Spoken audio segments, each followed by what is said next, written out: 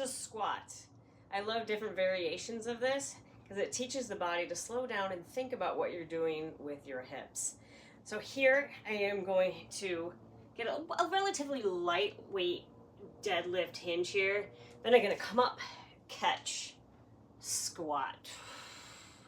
Slow it down, push those hips back, feet going through the ground, keeping length in your upper body.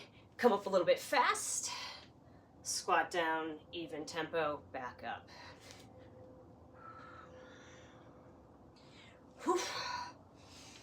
Breathe in, breathe out.